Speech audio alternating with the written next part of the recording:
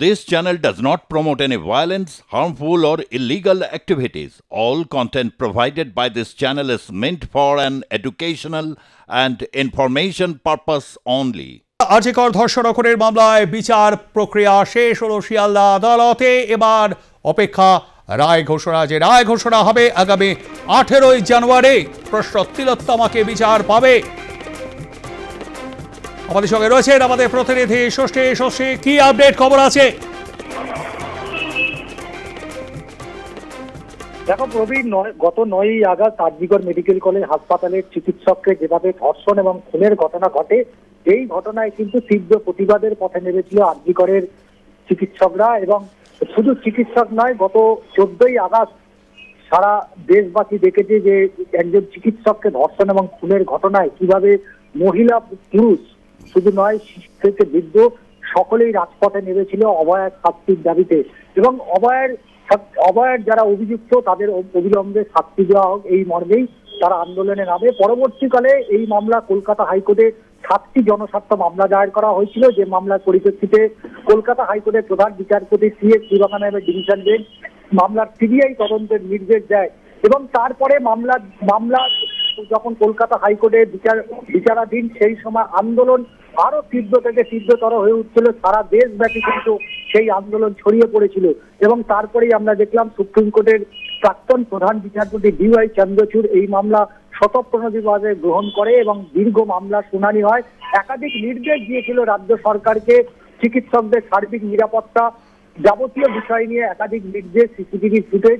যদিও পরবর্তী পর্যায়ে প্রধান বিচারপতি হিসাবে দায়িত্বে আছেন সঞ্জীব খান্না, এবং তিনি ডিসেম্বরের সর্বশেষ শুনানি গ্রহণ করেছিলেন। এবং যে মামলার পরবর্তী শুনানি আগামী 25শে জানুয়ারি। ইতিমধ্যেই মামলার যে তদন্ত, সেই তদন্তের গতি প্রকৃতি নিয়ে একাধিক প্রশ্ন তুলেছে নির্যাতিতার পরিবার। তার কারণ সিবিআই পক্ষ থেকে চার্জশিট না দেওয়ার এবং সিবিআই যে ব্যর্থতা, যে কারণে আরজিকর মেডিকেল কলেজ হাসপাতালের প্রাক্তন অধ্যক্ষ সন্দীপ ঘোষ এবং টালা থানার প্রাক্তন অফিসার ইনচার্জ অভিজিৎ মন্ডলের জামিন হয়ে যায়। এবং সেই জামিন হয়ে যাওয়ার পরেই সিবিআই তদন্ত নিয়ে একাধিক জায়গা থেকে প্রশ্ন উঠেছে। সিবিআই তারা আদৌ সঠিক এবং যথাযথ তদন্ত করছে না। তদন্তের ব্যর্থতার কারণেই সিবিআই চার্জশিট দিতে পারেনি, যে কারণে সন্দীপ ঘোষ এবং অভিজিৎ মন্ডলের জামিন হয়ে যায়। এরপরেই কিন্তু আমরা দেখলাম যে সিবিআইয়ের পক্ষ থেকে গত 14ই নভেম্বর, মাফ করবে 14ই নভেম্বর থেকে বিচার প্রক্রিয়া তারা শুরু করবে, যে কারণে সিবিআইয়ের পক্ষ থেকে প্রথম চার্জশিট দেওয়া হয়। যে চার্জশিটের নাম থাকে সিভিক ভলেন্টিয়ার সঞ্জয় রায়। তাকেই মূলত সিসিটিভির ফুটেজে দেখতে পাওয়া গিয়েছিল। মামলা তদন্ত কলকাতা পুলিশের হাত থেকে সিবিআইয়ের হাতে চলে যায় এবং তারপরেই প্রথম চার্জশিট, এবং চার্জশিট হয়ে যাবার পরেই মামলার চার্জ ফ্রেমের পরেই শুরু হয়ে যায় বিচার প্রক্রিয়া। প্রথম এই মামলায় সাক্ষী দেন নির্যাতিতার বাবা, অর্থাৎ সেই সময় সুপ্রিম কোর্টের আইনজীবী বৃন্দা গ্রোভার, মূলত তিনি কলকাতায় এসেছিলেন। তার পরিবারের হয়ে তারা আদালতে সওয়াল করেছেন এবং প্রত্যেকের বক্তব্য শোনার পর মামলার শুনানি শেষে রায়দান স্থগিত রাখে।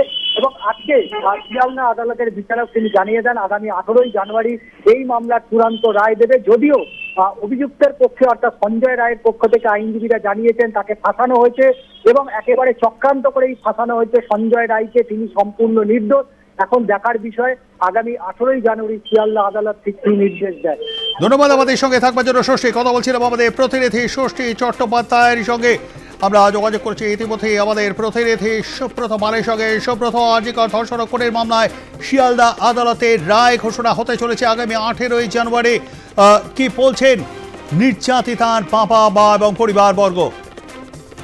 দেখো কবিতা, তোমাকে জানিয়ে রাখি যে গত 9ই আগস্ট আরজিকরে যে নির্যাতিতার তরুণী চিকিৎসকের ওপর যে ধর্ষণ এবং খুনের ঘটনা ঘটেছিল, সেই ঘটনায় কিন্তু শিয়ালদা আদালতে যে আগামী 18ই জানুয়ারি রায় হতে চলেছে, সেই রায় নিয়ে কিন্তু তার পরিবারের লোকজন খুশি হলেও তারা কিন্তু একেবারে পুরোপুরি খুশি নয়। কারণ তারা প্রথম দিন থেকে একটা কথাই বলে আসছিলেন যে এই ঘটনার জন্য শুধুমাত্র যে সিভিক ভলেন্টিয়ার গ্রেপ্তার হয়েছে সেই সঞ্জয় রায় কখনোই একা এই ঘটনার সাথে যুক্ত নয়। এর পেছনে একাধিক ব্যক্তি যুক্ত রয়েছে এবং শুধুমাত্র যে তাকে ধর্ষণ এবং খুনের ঘটনা ঘটেছে এর পিছনে কিন্তু একটা বড় রহস্য রয়েছে এবং সেই রহস্য উদ্ঘাটন করে সামনে আসুক এবং প্রকৃত দোষী যারা রয়েছেন তারা এই ঘটনায় গ্রেপ্তার হন এবং তারা উপযুক্ত শাস্তি পান।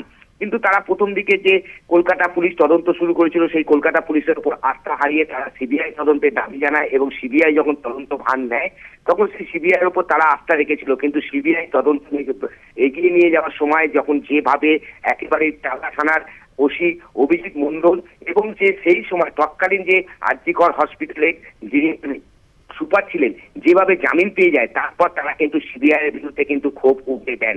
তারা চাইছেন যে সঞ্জয় রায় যেটা দোষী প্রমাণিত হয়েছে সঞ্জয় রায় যেমন শাস্তি পাক, পাশাপাশি শুধুমাত্র সঞ্জয় রায়ের পক্ষে এই একার পক্ষে এই ঘটনা ঘটানো কোনো অবস্থাতেই সম্ভব নয়।